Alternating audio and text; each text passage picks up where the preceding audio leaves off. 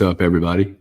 What is going on, Gary? What's going on, Chris? I'm getting Black. tired of living through historical events. Black Monday. This is Black Monday 2024, August the 5th. It will always go down in history as Black Monday for crypto. Dude, Chris, have you been like charting your brains out? Yeah. You know, of course, we keep up with everything. And, you know, the one thing about, technical analysis is you don't say that it's just going to do one thing and that's all there can possibly do. So, you know, as I've talked with you, you know, every time we talk about it, we're always like, listen, we have to get beyond a certain level to kind of signal that bottom may be in. For us, it's been around that 72,000 level. We might even have talked about it as recently as last week, I believe. Did you say 72? That seems like a long time ago. Well, yeah, but this, you know, it's because you're looking at your highs and your lows, right? So you had your high at the all-time high, subsequent swing low, and then that was at that point was the next lower high, and then we had that lower low, that July 5th swing low, and we were looking to get up there, and we got close. You know, we got to around 70,000, but just couldn't do it. So until we actually broke that, as I was explaining, I believe it, like I said, at that time, we were in that bearish market structure off the all-time high, and it's possible we could go lower, which is what happened, right? Here's the thing, though. We did our thing. We had the big, everybody freaked out last night, right? And what happened?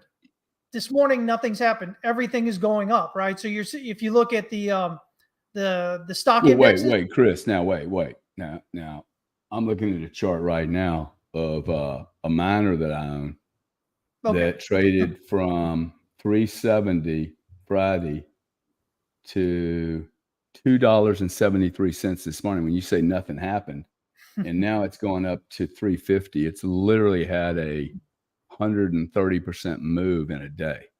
Yeah, no, what I meant was in 2 hours. Yeah, and so what it is what we should expect if things are really awful terrible is that when the market opened today, we should have continued to see U.S. jump in on all the selling, right? We should have seen because the U.S. was closed. Asia was open. They were able to sell. We opened up to gap downs this morning, which are being filled in.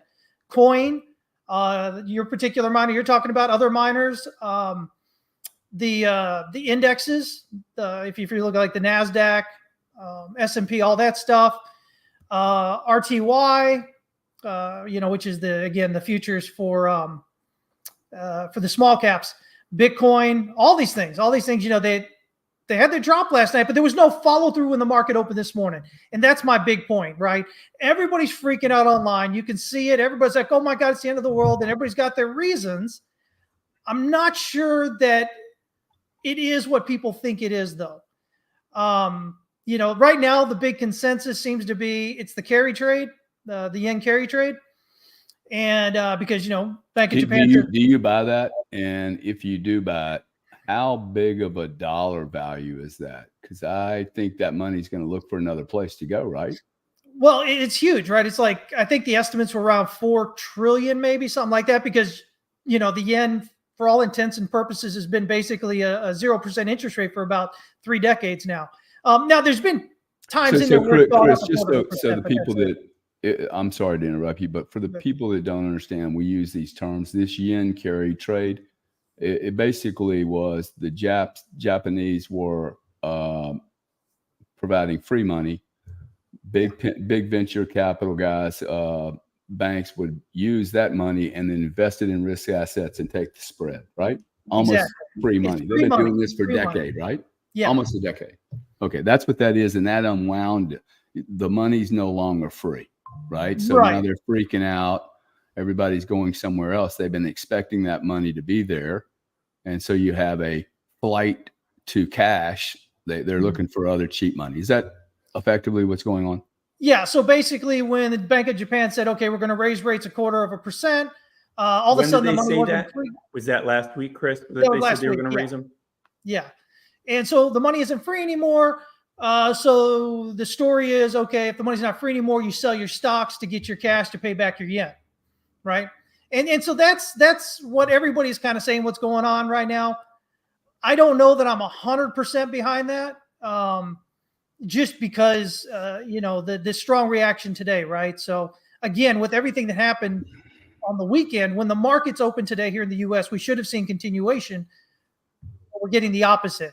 Now, it's too early to say, that it was just a flash pullback, a flash crash, whatever you want to call it, and we're going to go higher. But for me, I'm watching these daily candles right now.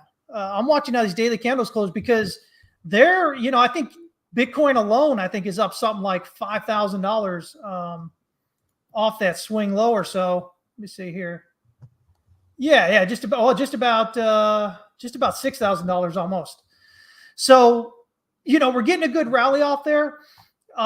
Structure wise, things aren't looking terrible. I mean, I think if this was a true panic event, what I would expect to see again would be continued jumping in on that selling when they got a chance the minute the market's open.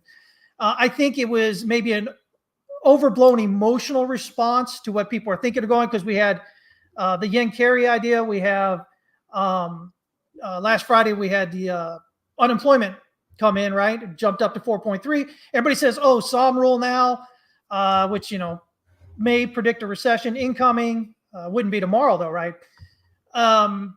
And then we have, everybody's been talking about recession for the last few years. And so now that's there. And then on top of it, if you're in social media, you've had everybody talking about the cycle top for Bitcoin and whatnot for, months and months and months now. So I think all that together gives us a lot of emotion. And I think that just pushed it further than what we might have seen. Because again, I'm just not seeing the follow through yet. Now, again, that could change. But right now, it's looking pretty interesting, the rebound off the swing low at the moment. So I'm really interested how the daily closes. Let's talk about that for a second. So I would expect the audience is probably sitting here going, oh, wow, I need to jump in and buy this thing. I would just calm down, take a breath, because if I'm right, this market should actually get tested here, right? In the next hour or two, it should, hey, it's 54.6. I mean, to your point, it's moved from 48.9 to 58.6 in an hour. That's a pretty big move. Would you expect this to test the 50,000 again today? I think it's definitely possible. But here's the thing. We had the big, strong drop. And so sometimes what you'll get with those is a strong reaction back in the other direction. We would normally expect a pullback and retest, give us another higher low. But it depends on how people really kind of pile in here on the bid here, because we've got some big candles that we can just kind of work our way right up through if we're looking at the daily. Again, this daily candle just looks crazy right now. You want to put it up, Chris? I can help you. Let me go ahead and present. I figured you had 37 charts today. I thought this would be all you, actually, chart day. Chart day with Chris. Well, sometimes it's more fun to look at charts than other times, right? This would be one of those times. And everyone's trying to put a narrative together on this thing. That's I think the narrative is it's the most liquid asset in the world.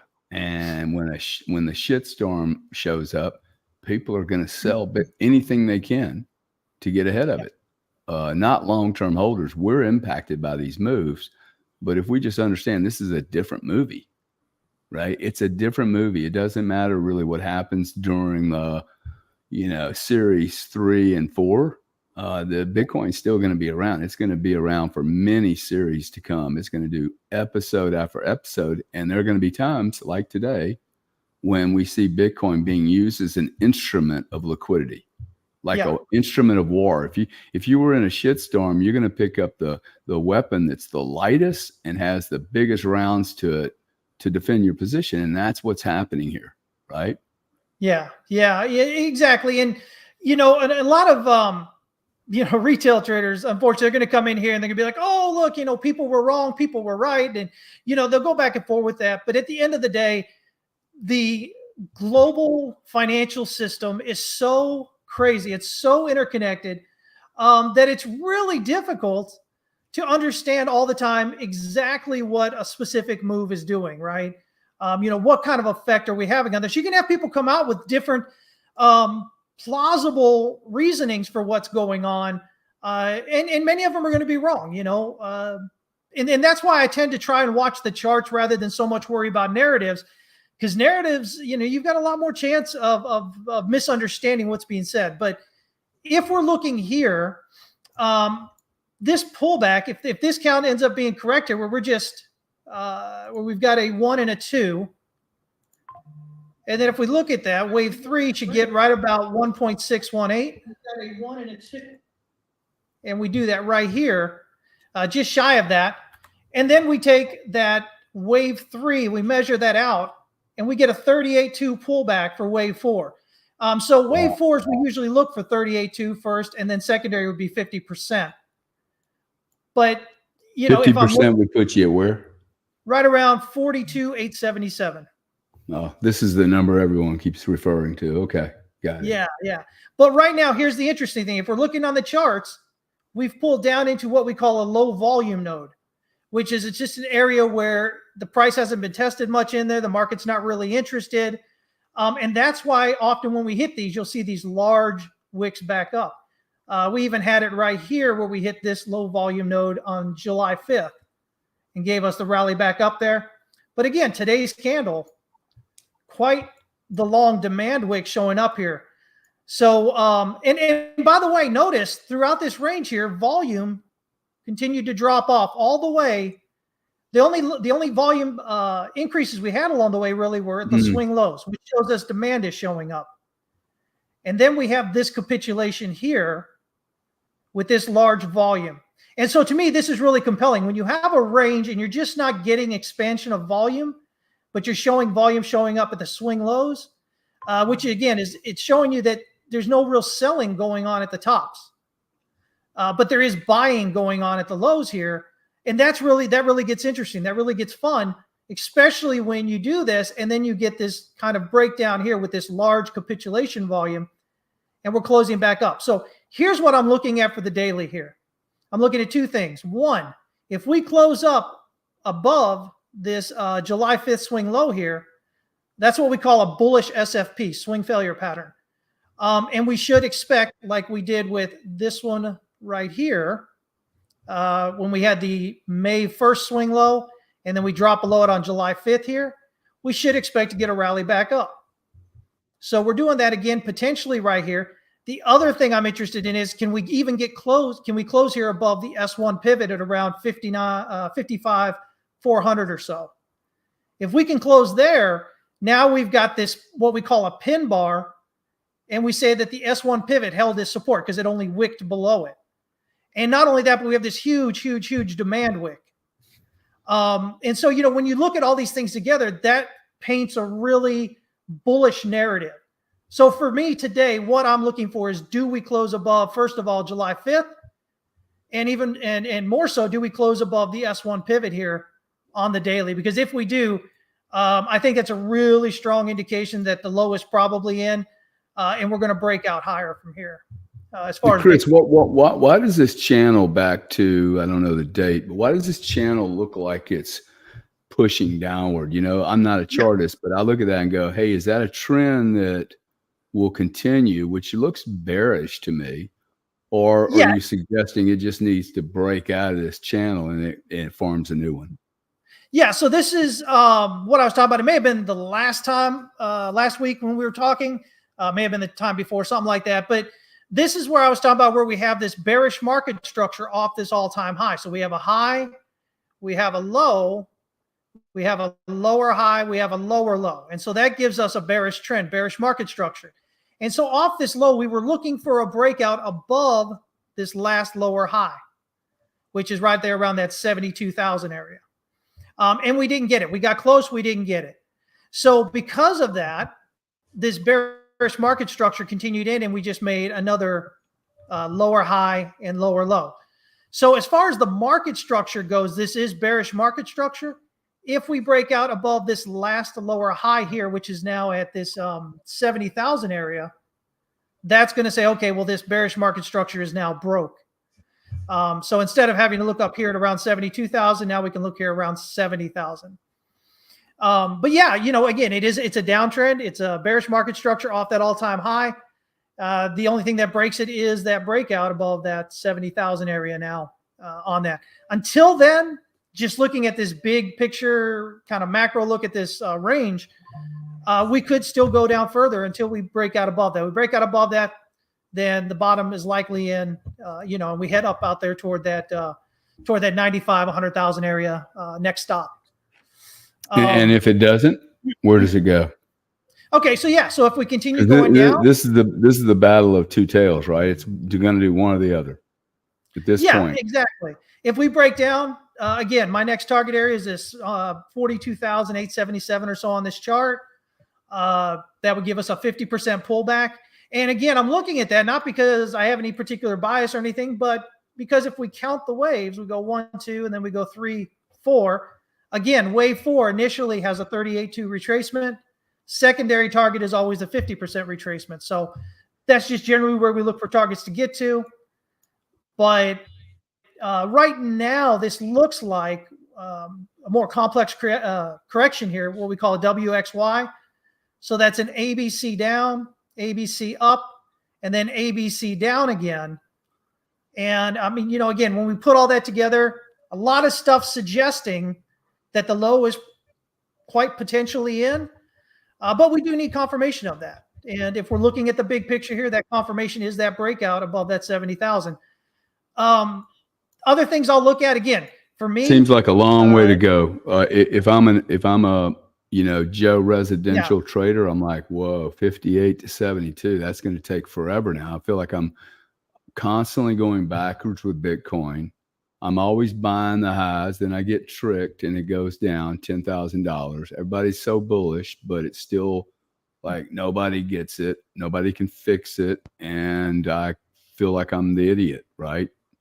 Yeah. And a lot of retail is going through that since last night.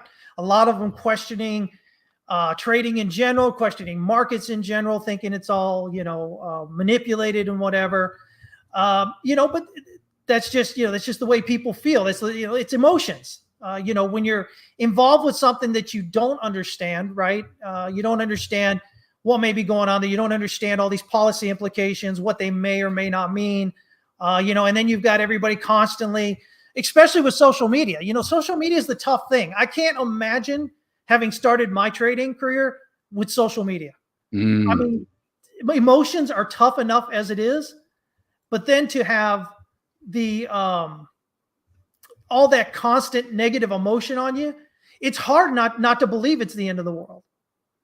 But again, we go back to, and you step back, and I've made a lot of posts last night and into this morning because I'm trying to hopefully help people relax a little bit and go, okay, listen, it was a big move suddenly, but let's kind of zoom out a bit here. What is the bigger picture?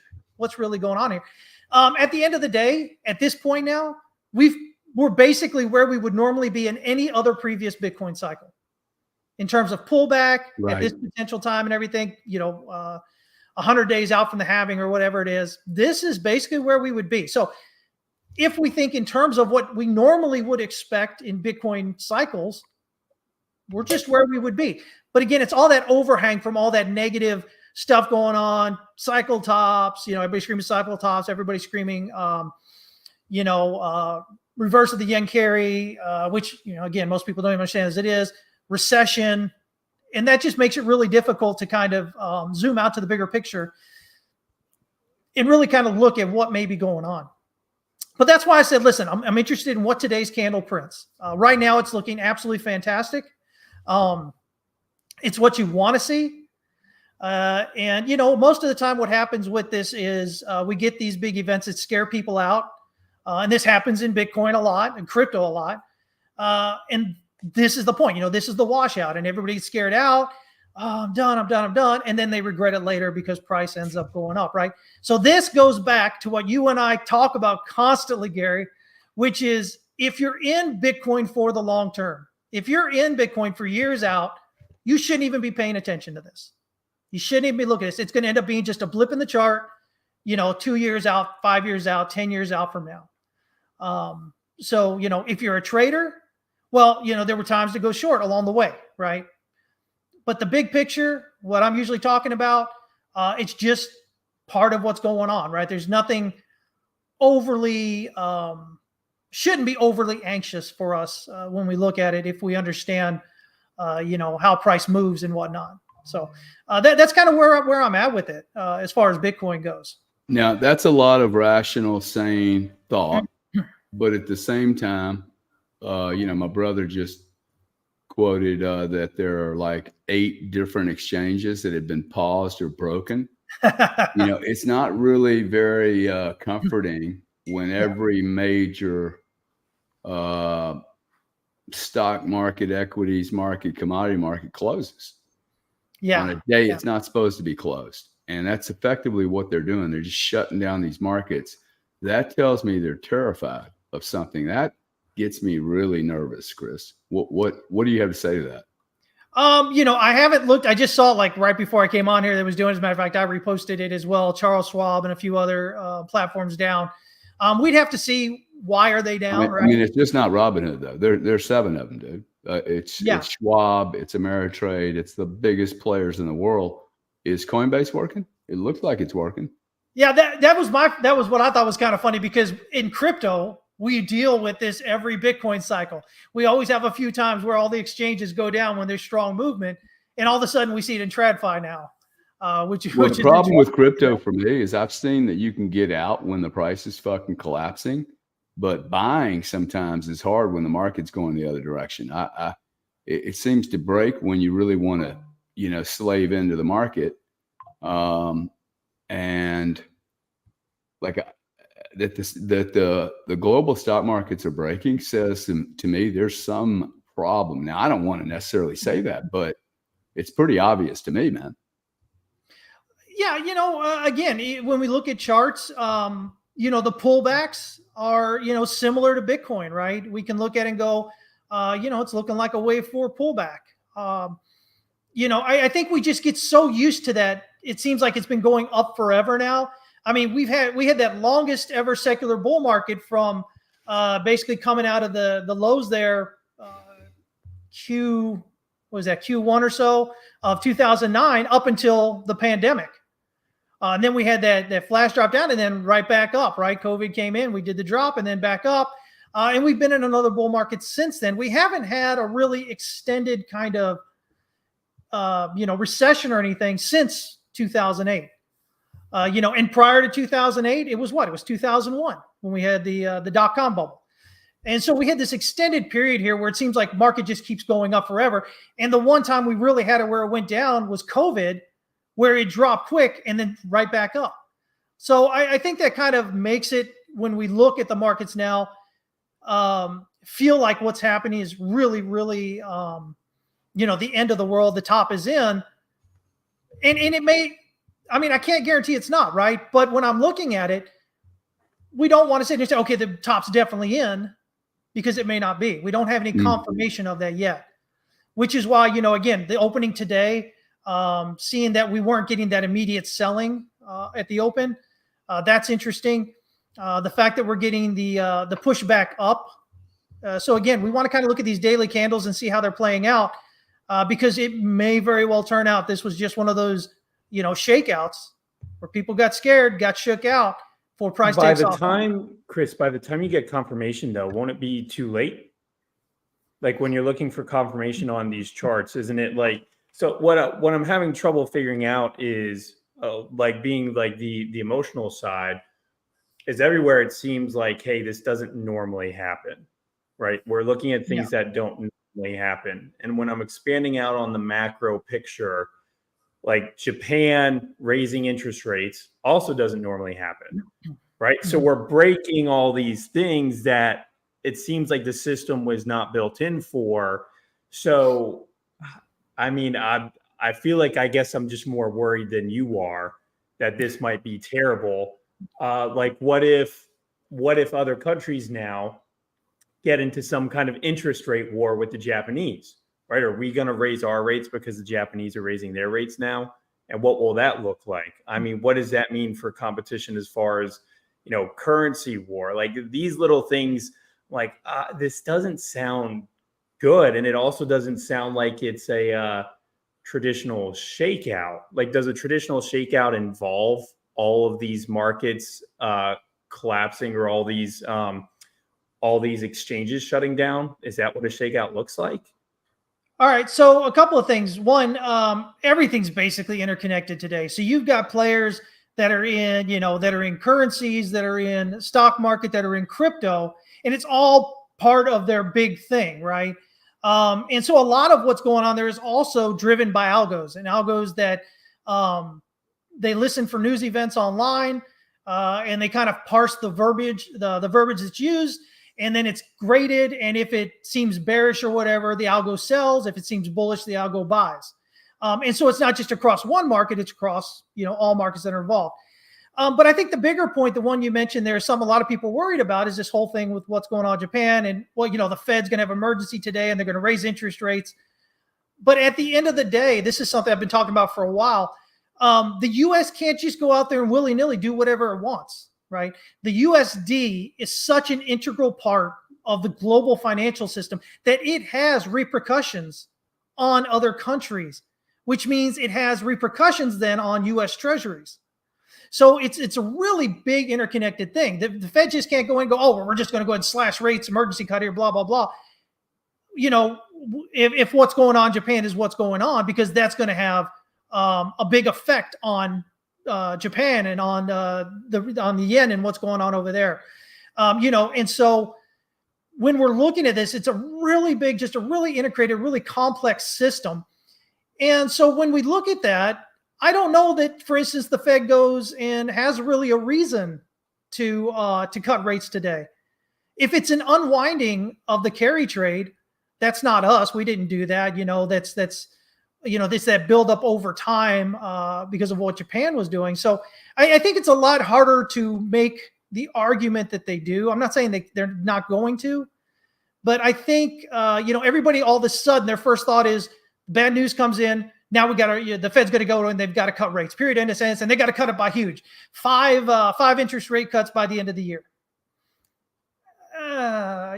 Could happen, sure, but I think we're way too quick thinking that's what's going to happen, because if this is due to the yen carry trade, then it's a different reason than, say, why the Fed cut when we had the GFC, or why the Fed cut when we had dot-com bubble, stuff like that going on. So, not everything is created the same. Not every recession is the same. Not every market movement, even though it looks similar, is going to be the same. There might be different underlying reasons. And so I think everybody just jumped on real quick last night and into this morning, because again, I think it's just, years of, recession and not materializing. And finally they're like, look, now we got the breakdown. Now we can do it. And I'm just not convinced just yet. So in answer to your other question, Samuel, about, is it going to be too late by the time it confirms? Well, this is where you have to understand what is your time frame, right? So we're talking about big confirmations. We're talking about big market movements, right? Recession. So this is big macro stuff. So yeah, it's going to take you a little bit to kind of, a bit of movement to get some confirmation on that. You're not going to figure it out within, 5% of the all-time high. You can guess at it and maybe you'll be right. But if you're looking at that big, is this a recession coming in? Is this the top coming in? Then you have to absolutely zoom out to that much, much larger picture, that weekly maybe, and go from there, which means you're going to have bigger swings to confirm, because you're talking about, multi-year movement, confirming the reversal on that. So Chris, go ahead, Sam. No, go ahead. Well, just two quick follow-up questions. Do you think this could change what the Fed does as far as rates go in September? And then second question, do you think this bad news is in any way unique to previous bad news, like when we've gotten these shakeouts? Like, is anything about this situation unique to you? The only unique thing really here would be the reversal of the yen carry trade.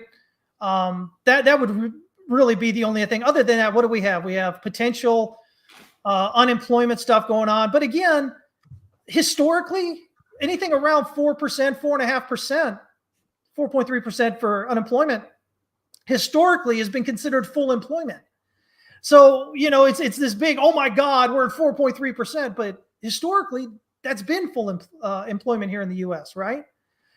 So that kind of makes it hard to say, well, we're going into a recession with basically full employment.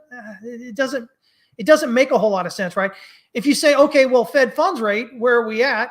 Well, historically, we're just below average. Historically, Fed fund rate's around 5.5%, 6%. We're at 5.25%, 5.5%.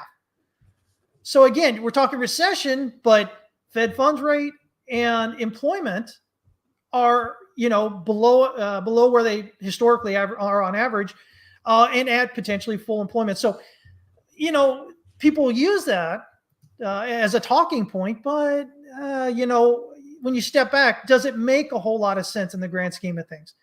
Maybe it works out that way, but again, it's not as clear cut as, say, if we went from 5% employment to 5.5% unemployment, right?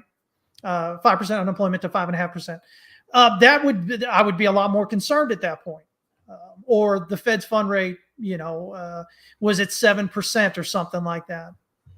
But when we're at these averages or below the averages, to me, more has to happen to kind of prove it, right? It's at that point, it's like, okay, Chris, I agree with you because I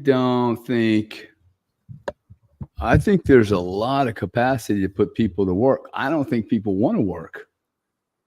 Okay, literally, I don't think people want to work. They like what they're doing. I was at restaurants in Tampa this past week. I was in the International Mall, which I have seen fucking empty, dude. Like empty for 2 or 3 years. Nobody's spending money. This fucking place is full of people, dude. Kids, moms, dads, nannies, girlfriends, and everybody's got their plastic out. I don't see a recession, okay? I see people spending a shitload of money, and they're sitting there going, wow, I can't afford a house because the HOAs and prices went up 20%. First off, they shouldn't even own a house ever. They should never have owned a house, but they're actually looking at it going, well, I'd have to work a little bit harder, and I don't want to work that hard. And I don't see anybody. I did a survey. I don't think anybody's working 40-hour weeks anymore. Yeah. Okay. Only the 1%. And we're working 100 because it's so exciting and fun. But I think more importantly to the question, to most people that are listening, are you buying here? Like, would you look at this move and go, wow, we've had a $10,000 move, $9,000 move down. Would you be picking $1,000 of Bitcoin up or 2% of your portfolio? What would you be doing right now? Yeah. So based on the count that I was showing there, yeah, definitely, you take a chance at that low there, you stop loss just a bit lower. You don't go all in. There's something to be said for coming in tranches, basically, right? And same thing with exiting the same way. But yeah, I mean, I think that was the opportunity to buy around that 48, 50,000 level. 50,000 is a psychological number, kind of like 100,000, kind of like 60,000. So yeah, I think that was definitely an opportunity to buy. And had you done it, you're doing really good this morning. You're up about 10%. But again, in the grand scheme of things, we still need that confirmation. We still want to see how that daily closes. But I think what you look for, if you're not in, I think is you look for the pullback now, right? So you look for us to kind of stop the rally and pull back. And if we can get some rally back off that, you can zoom in on a smaller time frame or just look for a breakout above whatever, say where it closed today. And if it pulled back tomorrow and the next day, and then back up, above where it is today, where we break out above that swing high, that's what we would be kind of looking for, right? You look for more confirmation. Because at the end of the day, if we're right, and this was the buy here, and you're getting in somewhere around 50, 60, 65,000, you've got an elevator ride up to, 95, 100,000 at least before the next potential top should come in. And so you've got a little wiggle room there. You've got a little bit room to kind of allow yourself to have the ability to confirm what's going on. And I think a lot of people don't do that. I think a lot of retail traders, they get in there and they just kind of blow everything right at one point. They're just like, oh, I'm all in here. And I hope it's going to do what I want it to do. But with trading, you can't do that. With investing, you can't hope, right? Because you're going to lose money, left and right all day long. Yeah, So definitely hope's not a confirmation. strategy in anything. Yeah. In particular, hope is absolutely not a strategy in anything. But when it comes to investing, it can be really painful. Well, the truth is, it's painful in any activity you do. Yeah. It's just when you're doing it with money, you see it quicker.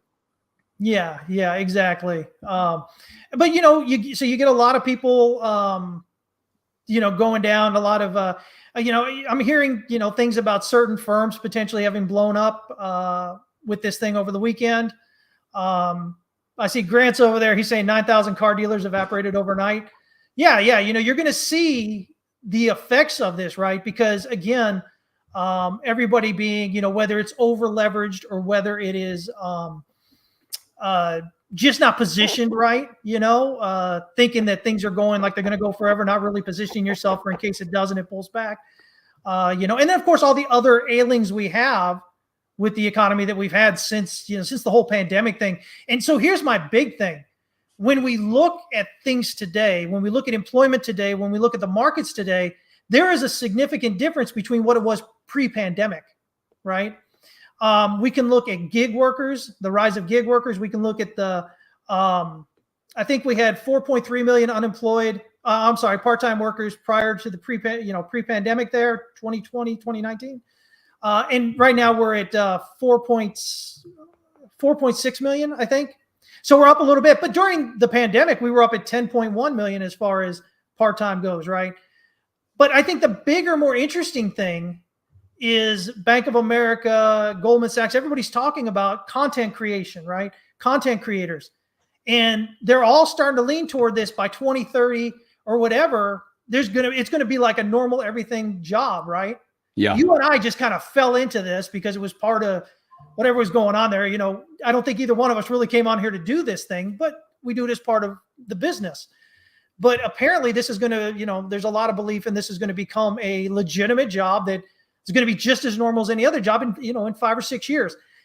And so when we look at that and we look at what percentage of the population are actually consider themselves content creators as a full-time job now, this all changes everything when we look at it. So when you look at that, all that kind of thing, and then you're looking at the Psalm rule, which supposedly indicates a recession, there's a lot of questioning of, because the employment situation and the economic situation right now is different than it's been in the past. Is that which is based on what happens in the past really going to be able to predict it this time around? So it hasn't been wrong yet, but again, things are a lot different since the pandemic than they were prior to it. So it's going to be interesting to see how it all kind of plays out. I'm of the camp that we need to see a bit more confirmation to think that the top really may be in. I'm always curious to see when the Berkshire Hathaways of the world activate their cash positions, which just seem to continue to grow and grow, which I guess this is not the time that they're going to do that. But they can't be in cash forever, right? Well, you would hope not. The goal of what they do is to make money. And if you're sitting in cash, you're losing money. It doesn't matter. Is that the sign of the bottom when Berkshire Hathaway starts buying everything? Is that the true bottom? That's where we would normally look again, right? But again, we kind of look at this and go, well, things have been generally the same, more or less, for, Berkshire Hathaway's existence with Warren Buffett at the helm there. Are things different now? Is he getting it wrong? He's not a fan of Bitcoin. Doesn't buy that, right? I can see him, I can see a reason for selling such a large position of Apple that they held. Apple's kind of stagnated, but yeah, they're sitting on just a ridiculous amount of cash right now. And so what you're looking for is for them to deploy it. The whole idea of pullbacks is to have cash so that you can buy in and get that next run up. So yeah, Chris, watch what they're doing, see what they're doing there. Can you tell me why the Japanese decide to raise their interest rates after all this time? What was the specific reason? Do you know? I didn't catch what the specific reason was. But, again, when we're looking at, we know they had to intervene here a couple of times as the USD yen was rallying up here to 150 and getting above that. I'd have to look back in that. I've been too busy to really keep up with it all at the moment. But yeah, there's with what's been going on with their debt, the Bank of Japan owns a whole bunch of basically I think most of their bonds and whatnot over there, kind of like the Fed over here, having ours. The interesting thing about the yen, about the Bank of Japan over there, is that they were really the first ones to kind of do the quantitative easing thing, right? As we got into, the lost decade in the 90s there.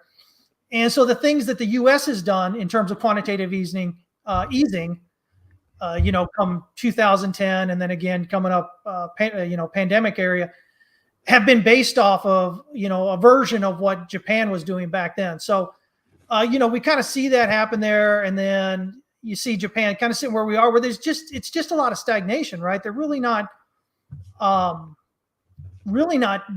doing much in terms of, they're like, financing all this debt consistently. And so now we kind of sit here and we're like, well, with what's going on now and with their inflation, with the cost of goods and whatnot going up over there, it's just a response, I believe, with all of that coming in, just kind of coming to a head right now. But again, the U.S. dollar itself can't do whatever, the Fed can't do just whatever they want for the U.S. because it is going to have that broad implication across, especially Japan, and a few other notable world, big countries out there that are going to really kind of give you that magnification of the effect of whatever the Fed does. So it's kind of it's the way everything is so interconnected is really just gone crazy over the last 20, 30 years, especially. Maybe we pivot a little bit. Sam, what's been going on politically all weekend that would upset this apple cart? There's a lot going on internationally. There's riots in the UK, not one or two, but like almost every city. There are people arresting English people in the UK for putting something on Facebook. Literally walking into their door and saying, hey, we're arresting you, taking you to jail because you published something on social media that was against our rules, whatever that means. I thought the internet was a global tool. And we have so much shit going on in the United States. It's insane. I can't even keep up with it all. That's why I have you. So tell us what's going on, bro. It's so funny to me because anytime you look back in history, you're always like, wow, it's so obvious World War II was going to happen. Look at the buildup, right? And then you live in these periods. And so that's what I'm always trying to figure out, because even back to like what's going on with Japan, I'm like, okay, is this going to be the needle that, or the whatever that broke the camel's back and create a currency war because they're trying to prop up their currency and stop inflation, which they haven't been able to do? Like, how's China and the rest of Asia going to react to that? And it's affecting our market. And this doesn't even factor in. I mean, it's a totally separate issue than the war issue, right? Like, we've had since October 7th, a quiet, I would call it quiet because nothing severe so far has happened to where there's nothing nuclear, but just buildup of real war in the Middle East, right? Notice how we're not even talking about Ukraine anymore. Like, Ukraine isn't even a big headline. Right. And this is all on top of, we have 91 days now till the U.S. election. And also stuff's happening in Venezuela, right, with their contested election. Right. So that's why I'm like, OK, there's already all these fractures happening in the global financial system, in the global geopolitical system. And Japan's always kind of been one of those countries that, when things are boring, that's a good sign. Right. Because you want Japan to kind of hum along. So now things are not boring in Japan, which is supposed to just kind of be the apex of stability. Right. And now seeing them go through what could be a crisis. I mean, what else do you have left as far as the cracks in the dam go for the old system to just start completely failing? Right. I just don't know what the answer to that question is. And I know it's complicated because you factor in, for example, the euro dollar system. Like, I agree, everything's interconnected. The Fed's job is now not just maintaining the U.S. economy, but the world economy, right? Whether we like it or not. Yeah, that's impossible, though. They can't even control their own. No, I know. See, I don't know. This interferes with the basic thesis of markets. You don't intervene. And so what we're doing is pushing the bubble all over the place. This makes it very difficult for Joe Domestic to invest sanely, like, because you don't really know what the game is. I mean, I actually think this, I won't go there right now, but I just, I don't see anything improving here until we have a breaking point. Because I don't see anybody in charge, man. And the people that are in charge are trying to control something that's impossible to control. Yeah. Well, when I saw Grant's comment on the 9,000 car dealerships closing, my immediate thought was, oh, those are all middle income, middle class jobs. I mean, most car dealerships are, or a lot of car dealerships are family owned businesses, right? So I'm like, okay, great. And that's very anecdotal. I just know a lot of people in the car industry business. So I'm thinking, okay, great. So now is this going to hurt the middle income earners first before it expands out to anybody else? Because that's not a good sign, right? That's not something that to me sounds like it's very bullish at all. Yeah, I don't know where Grant went, but I don't know how to invite him in here. I'd love to have his view on the 9,000 and then also talk about, hey, what he's seeing on multi-dwelling. Because notice commercial real estate, we don't even talk about anymore.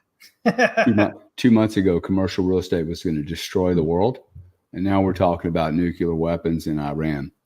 So I'm having a hard time keeping up with it. Hey, is it, I don't see anybody. I mean, the car dealers, if there's 9,000 car dealers, that's too many car dealers. I mean, that just makes no sense. Looks like I'm going to lose my, I've lost my camera, but let's just change it here. So Grant, if you're around, would love to have you come in and chat with us about this, or maybe later. Sorry, Sam, I lost you there. Oh, did you move? I'm going to drop down. I'm going to come fix it. Oh, okay. Chris, where do you see things going this week, buddy? Since it's clear, even from the political response, there's not really anything he can say, right? We're in chaos, and I'm not sure all this chaos. Bitcoin's still going to be here. Gold's still going to be here when this is over, and silver's going to be here. The rest of it, I don't know. But I'm certain Bitcoin, gold, and silver will be here after whatever the fuck is happening. Happens, comes, and goes. Just like this little hurricane. I didn't even know I was in a hurricane. I literally did not know.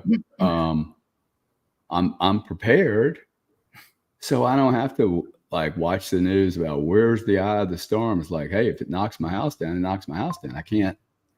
I don't think it's gonna. I mean, it's gonna knock a lot of houses down before it gets to me. Yeah. So there's some things I just can't worry about. Yeah. And that's why I'm in gold, silver, and mostly Bitcoin, right? Bitcoin is perfect for this scenario, isn't it? Yeah. Yeah. And I mean, the big thing we always get from people is, oh, well, if the internet goes down or whatever, your Bitcoin's going to be worthless. Well, yeah, if it goes down, so are your credit cards, so are your bank cards, all of it is going to be, it's not like it's, something special to Bitcoin, right? If you've got cash, you're going to be, that's what you're going to have to deal with, but there's not going to be any electronic payment system in there. So, if you take out that nonsense retort as far as Bitcoin goes, yeah, I mean, it seems like this would be the thing, right? And everything comes back up eventually, and then there's Bitcoin there. Interestingly, gold and silver are down. You would have thought with what was going on, if it really is this big, terrible thing, you'd think maybe there'd be this run to safety, right? But no, everything. Dude, I was on a space with Melker this morning, and somebody, a really smart guy there, I actually wanted to invite him here. I'd never met him. He's like, hey, I think gold and silver are going to outperform. I'm like, I don't see them outperforming anything right now. Yeah. It's kind of weird to me, because I would have thought gold would be moving here, man. Now, a lot of people say, well, it's already moved. Dude, it didn't move in preparation for what's happening right this moment. Yeah. Right. Exactly. I agree. It did move the last 5 years, but not really that great. I mean, it's moved. It's at a high. It's seen its high, but it's doing diddly right now. And you would think it would be a bit on. Yeah, if you believe in this idea of gold as a flight to safety, and then you believe that a lot of what's being said here, about what's going on, recession, all this stuff, yeah, you'd think people would want to be moving into gold and whatnot, but we're not seeing that. So, it kind of, again, makes you go back there and go, okay, well, am I just hearing in social media, am I just being exposed to echo chambers of a certain type? Am I just being fed what the algo thinks that I want to hear?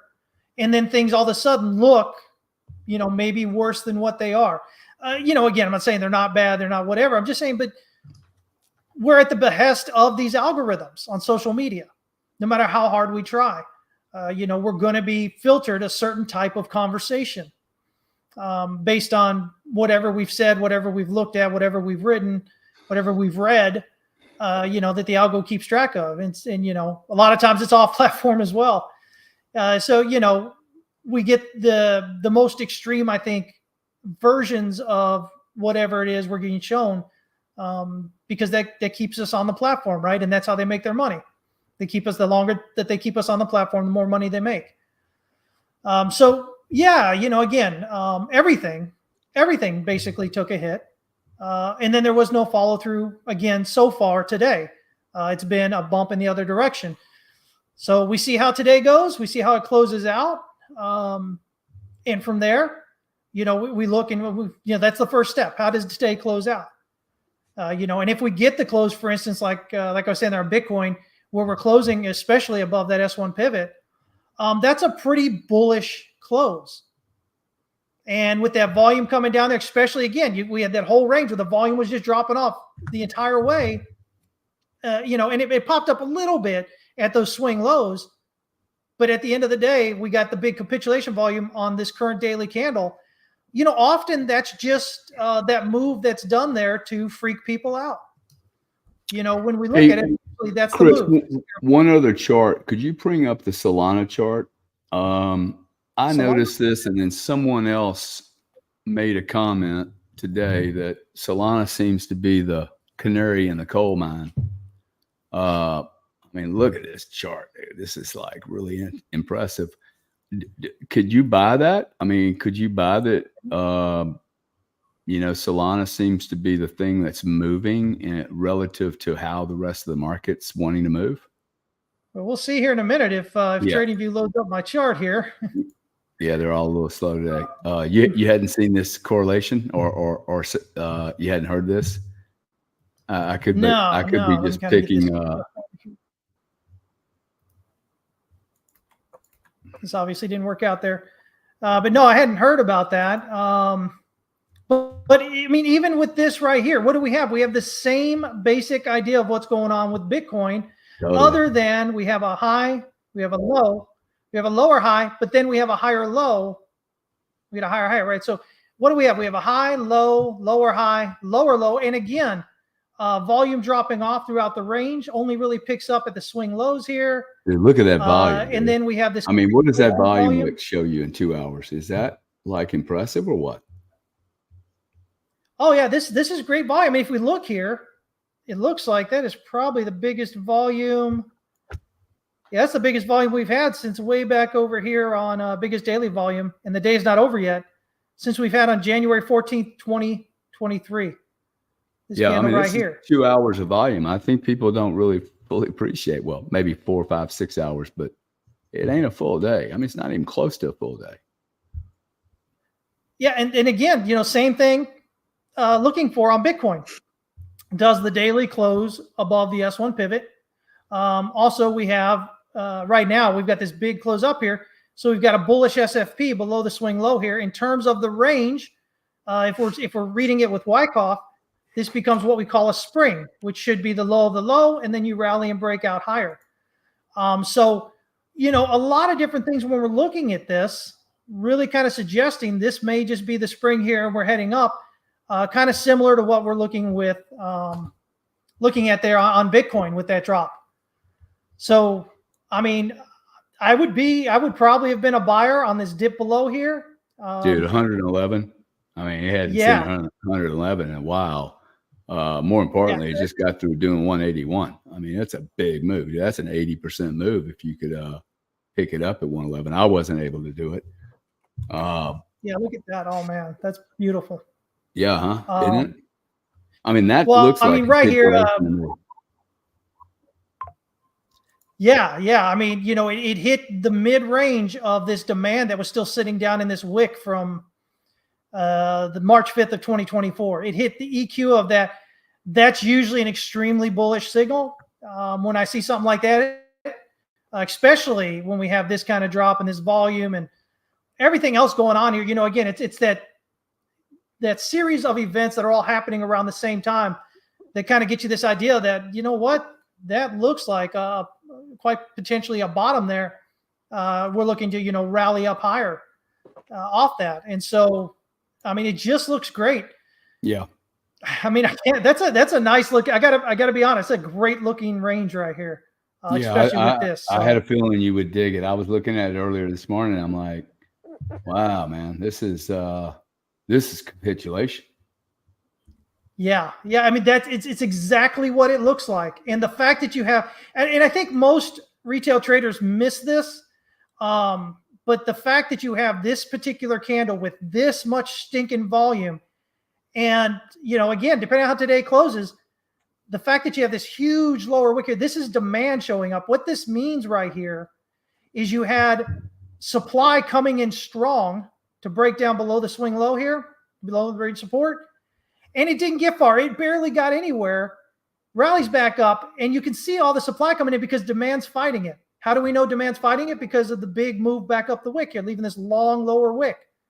So this is supply really trying to come in hard on you, and demand just saying, no, sir, not today, rallying back up. That is significant when you're looking at price action and volume. Yeah. Maybe we should end the show that way because it's kind of ending on a positive note. Everything else, like I've been in some of these rooms this morning, I'm like, my God, man, everybody's so negative. And understandably, okay? I mean, I think the world is in a world of hurt right now. Quite frankly, the world of hurt is so significant. Unless you think they're going to take it to the next stage, it has to calm down. Like, I hope these people aren't absolutely crazy, but we are at a point where you're like, man, can this go? What else? You know what I'm saying? I mean, it's just like, these aren't black swans yet. These are real swans, man. Yeah. It's again, we had an overnight freak, panic that did not materialize when the markets opened this morning. And that is significant. If it truly was this terrible thing that everybody's thinking it was, and again, it could still be, but we're not seeing what we would expect to see in that event. We're not seeing that continuation this morning when the markets open that we should have seen. Where would you have thought it should have gone to with continued testing? As far as which chart? Well, Bitcoin. Oh, Bitcoin. Yeah, again. Whatever, right? Bitcoin's going to be the baby. Everything else is going to move around. Yeah, well, right now it hit the 38.2 retracement. That's what I was looking for initially. I think I posted a chart last night on Twitter alerting people to what I was looking for with that breakdown.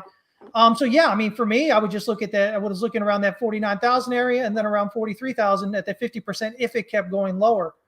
But again, it just depends on how this daily plays out as to whether that 38.2 is where we're at, or if we do get, a further push toward that 50. I've struggled to try and find a 5-wave count because that would give us a complete wave off the swing low. I'm not able to make it make sense. So, the best that I'm looking at is this is a wave 4, which gives us, at least one more push up. Now, if that push up, if it's just minimal, get us 95, 100,000, or if it's overextended and that could really, shoot up, 150, 200,000 even, depending on how it gets in there, we'll have to wait and see. But the first thing is right now, see how the daily closes. Do we get a breakout above that 72,000 area? And if we're doing those two things, I mean, I think you'd be a fool not to look at 95,000, 100,000 initially. And then whatever else kind of maybe follows through after that. Yeah, as a reminder for the audience, the 5-month average price is around $62,000. The lifetime value of Bitcoin since 2010, all purchases net of sales, is around 32,000. Correct me if I'm wrong, guys. I do make mistakes. I think MicroStrategy is around 37,000 and change and going up because he's continued to buy in the 60s. So it just tells you kind of like where the pain is. I think about 25% of the people are underwater. 75% of the people are in profit. My average is 40,735 and change. Like I've had a 50% move in my portfolio in the last 2 weeks. I'm not panicking. This is an awesome trade. It's going to allow me to continue adding in here. Look, I was expecting to add and raise my average. Okay. Literally, I mean, Sam's been with me enough now. He knows everything I'm telling you guys is like totally legit. I literally have been assuming that I had to add, like I sold 12.8 Bitcoin to give it to Trump. I will take the most expensive Bitcoin, and I have before January to do this. I will take my $69,000 Bitcoin. I will allocate those to the Trump trade, and then I'm going to be able to buy $54,000. Okay. So I am literally making $25,000, man. And I've told you guys over and over, hey, I'm going to double or triple my stack from here. I'm going to continue adding value, a price to the 40,000. Dude, right now I can actually buy in here and not really hurt my price too much, right? My average, which is, I guarantee you, Sailor's buying today. Yeah. He's buying every day. Doesn't matter what the number is, because he's buying volume and he's buying on an algorithm, and he's just buying the dailies, buying the minutes. Everybody's in there. Yeah. And sometimes I have to look at this when I'm in a trade and it's not going right. I have to look around at the other people that are in the same trade and go, okay, what do they know that I know that we all share that we could be wrong? And then also, how many times have these guys been right versus wrong? And am I part of a big macro, everybody's in this trade, or am I in a small little group of people who thinks we're a big fucking thing? But the truth is, Bitcoin is not a big community. Okay. Yeah. And when this thing takes off, this is what irritates me about the Bitcoin community. It's so myopic and insular. It has no clue how big this planet is. And I just see that everyone needs Bitcoin more than the little tiny group of people that are holding Bitcoin right now. That, like, quite frankly, we're pioneers. And in 10 years, like, our names aren't going to be anywhere, dude. Like, even Michael will get a ton of value out of this, but there'll be other corporations that do this, and you'll be talking about those corporations, I think. But hey, man, it could go wrong. I've never allocated this much time, energy, and money into one position other than my investments in building businesses. This is what it's like building a business. Yeah. You go for a year or two and you're like, oh man, we're the fucking best thing since sliced cheese. And then you meet a competitor, and then you meet a client who tells you you're an idiot, or you can't get that deal, or an employee steals from you, or you get a letter from some agency, or you get a divorce or whatever. Right. And then you got to start over. Well, guess what? This is the private equity thing, except you have no human error headaches. You have no buildings to have to go into. You have no tax to pay on anything as long as you don't sell. Yeah. And by the way, if you do sell, you do owe taxes. Problem if you're not doing that. And then you wait, man, and you keep putting time and energy into the play. The problem with building a business, you don't know if it's going to take you 3 years or 30. Yep. That is the spread, by the way. Yep. And Bitcoin, I can look at it and go, wow, every 4 years, never in history, if you hold for 4 years, have you lost money. I like that trade, dude. I don't know another business that has that. Like over 15 years, if you hold on for 4 years, you make money. I've never seen a business like that. Have you? Yeah, no, it's, I mean, I think that's the big draw for Bitcoin, right? Is because over time it continues to go up, and yeah, we suffer through the big drawdowns that we've had in the past. But that's the price you pay for the big run-ups that you have, right? You can't have big run-ups and little tiny pullbacks. It doesn't happen like that. That's right. Flush See, the that's a market big out. boy comment. That's a big boy comment. Can you say that again? Yeah. So, if you have big run-ups, if you have big, significant, impulsive run-ups, you're going to have big, significant pullbacks. It's just the way it is. You can't have one, you can't have the first without having the latter. You're not going to have the little small pullbacks. You have to flush the market from all the speculation, or, as much of the speculation you can. The people that are in for the quick money, the people that are in for the quick ride. That's what gets flushed out. If you're listening to this right now and you got flushed out on this move, again, not to be disrespectful, but this is for you to look back at yourself and really evaluate, is that what you were doing? Because the odds are it probably was. I know that's what I was doing when I first got into markets, 30 years ago. If you get shook out of a market, you did something wrong. Period. Yeah. Okay. And I've been shaken out of markets before. Yeah. Your position's too fucking big, man. Okay. Yeah. Like I lost $120 million over a year once in a position I couldn't get out of. The truth is, I could have gotten out of it if I was willing to take the spanking that I deserved. I could have got out of it at 20 million loss. But me and the team looked at it and went, man, we're a public company, dude. We don't want to report that motherfucker. And then we waited another quarter, and then it's 40 million. And then it's 70 million. And then by that time, I'm like so beat up, dude. I got my buddies in Houston going, let's double up. I'm like, fuck that, dude. Double up? I am doubling zero. We need to get out of this trade. It is so fortunate for this company that they had a guy like me that just looked at him and went, hey, I made a mistake, dude. We're on the wrong side of this bloody thing. We should have dumped this at 20 and 40. We ended up dumping the whole thing at 100, 120. But until then, I couldn't move, dude.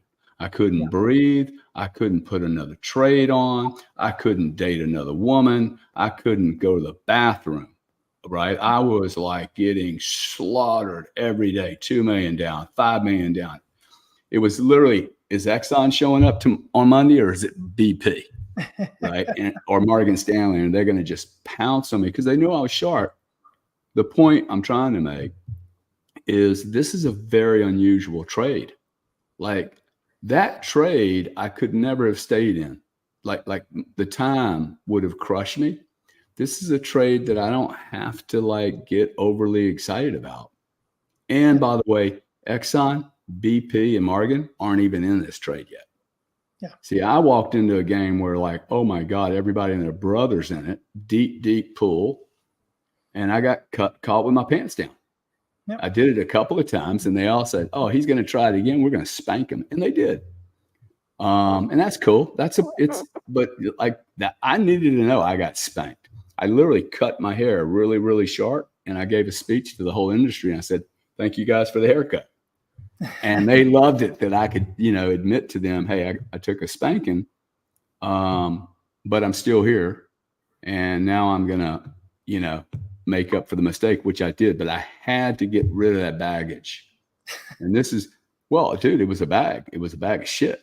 And I just couldn't, you know what it's like though, bro. You can't get out of the trade. You can't do anything else. Yeah. And my point is the position is simply too large. Simply too large for the size of the market. And it happens. So if you're freaking out right now, just hire somebody like Chris, me, or somebody and say, hey, what did I do wrong? You did something wrong. The market didn't take advantage of you. Right? As long as you keep saying, hey, the market took advantage of me. Well, no, your position was wrong, dude. Period. It's just too big, or your wife didn't know about it. Now she's angry, or whatever it is. These are learning opportunities. You don't have to run away from the market just because you got spanked in 6 hours after a Sunday morning wipeout. Yeah. Yeah. And that's important. I think what you just completely said there, I think just about anybody that's listening in, watching this right now or watches it later, they're going to feel that. Because when you're trading, Grant's felt it before. Grant, you know what I'm talking about, boy. Grant just said he's seen me with my pants down on more than one occasion, I can assure you. But this is, I think it's important that you said that, because even the money is not even the big issue. You're like 120 million, and everybody's like, oh my God, 120 million. But for somebody that has limited funds, it may be $1,200. It has the same effect, right? And you're frozen, and you can't do it because you're not getting out when you should have. Like you said, you look back and you go, well, I should have been out at 20. And when it was at 20, you knew you should have been out, but you continued to ride with it. You're like, oh no, I can't get out here. I can't say that we lost that. It's got to go up now. I swear to God, if it goes up, back up, I promise I will get back out. Just let me break even, right? I think everybody said that prayer there, even the atheist in the room. And at the end of the day, it's part of being a trader, right? I would never trust anybody in markets of any kind, just like in business, that say, oh, I've never been down. I've never had a bad day. I've never done a bad trade. I've never made a bad decision. Because I would be like, either one, you're full of nonsense, you're lying, or two, you maybe been pretty lucky. You came in the right time, the right area, everything.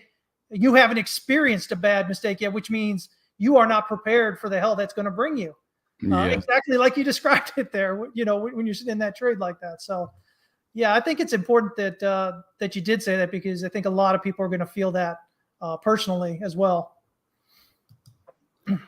Well, Sam, how would you like to end up on this, buddy? Other than my normal statement, I don't want to take much of Chris's time. I think I've seen 4-hour sessions on this. I actually like the brevity of this particular session, not saying anything negative about the other guys, but I don't think there's, I hope we don't have a nuclear war. And otherwise, my position in Bitcoin, which will expand today, I'm not worried about it at all. But if we have a nuclear war, all bets are off. All bets are off. But all bets are off with everything, right? So yeah, I think my final concern is, what I iterated at the beginning with you, Chris, is this just a normal pullback, or is this something a little bit different, right? Is this a crack that will show to be a lot worse than some of what we've seen in the past? My gut feeling is that, we're on the march towards something bigger, and it makes me very nervous that this is all coming out of Japan. My hope is that you're correct and I'm wrong, right? Because I'm more on the emotional side than the chart side, right? So from just what I'm seeing on the emotional side, and what I also know about emotions is sometimes you have self-fulfilling prophecy, right? People, because they get emotional, want something to happen there, it does happen, right? Yeah. But easy scapegoat, time will tell, right? We'll just have to see what happens this week, and we might know by Friday whether this has been as serious as we thought it was, or if it really just was another pullback. Yeah, 100%, man. And I think it's the best way to look at it is we had a big move overnight, no follow through yet. So we got to give it a little bit of time to play out. I think that might've been a good pullback, and we might be headed up or higher. But as I've mentioned, here are the technical levels, as I've said, that we need to get above. And until we do that, there's still the possibility it could go down further. So, again, I think that's what we do this week. We kind of watch today's close, watch how things go. Do we get continued follow-up, or do we actually then get further breakdown? And that could give us a bigger idea of what may be going on overall. So, yeah. Your summary, though, is that we could see 57 today. That would be really good. It would, if it got back to the 200-day moving average, that would be awesome, correct? Oh, I would love to see a retest. Yeah. Well, I think we will see a retest, or we're going to see a failure. Well, but here's the thing, though. Again, with the size of the volume that came in on this breakdown, a lot of times we won't get a retest because that volume is so big. Oh, really? So many out. It took out so many breakdown traders and then flipped them where they're back. I mean, if you sold that breakdown, you're right now underwater. You're underwater right now. If you held that. Like you got crushed in an hour, right? Yeah. And so what happens if it's a big enough move like that? Often what you'll get is once they're finally convinced to get out of their backward trade, or they get liquidated or whatever, they jump in long, and that just kind of fuels the continued push higher. So we may not get it. I would love to see it because that would be a sooner confirmation. The more this thing pushes up, the harder it is to get in because you're not getting that confirmation. So, kind of the catch-22. Yeah, interesting. Well, guys, we're going to have to wait a few hours to see what happens. Chris, thank you very much. Sam, Thank you always for helping me. You're awesome too. I probably wouldn't be doing this if I had to do it alone. Chris, I don't know how you do it alone. It's too much shit, too many moving pieces. Plus, I like having an angle of the political side on it. It's been very, very helpful for me on the timing. So, guys, really appreciate you guys. Follow Chris. He runs a trading strategy and a platform, Texas West Capital. If you're a trader, check in with him. He's awesome cat. Honest as the day is long, I think, and trades his own money. So that's really cool.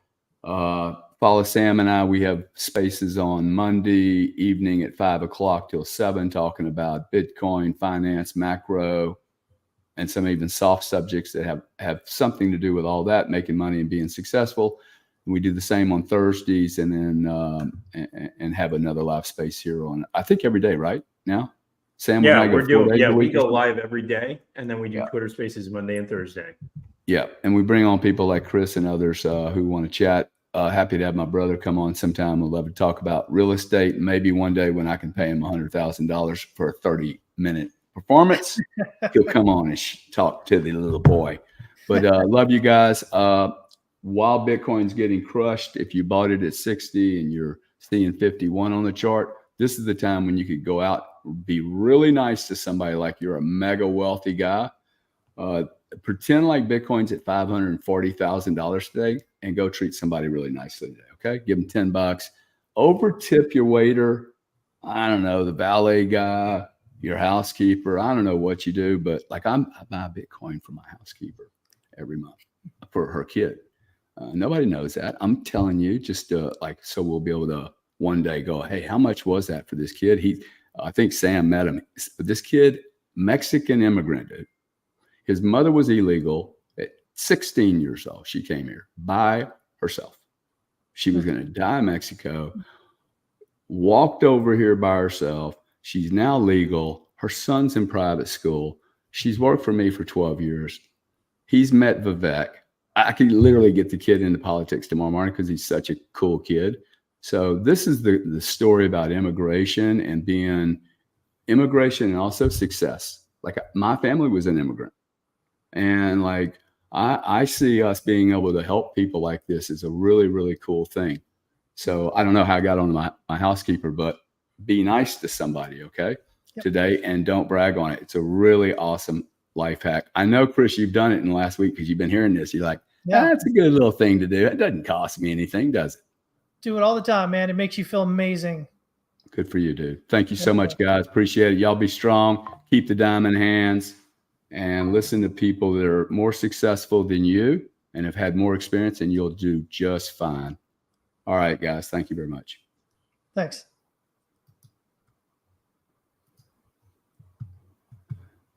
Dun, dun, dun, dun. Hey, Grant talked on there. He said set up a time and he'll do it.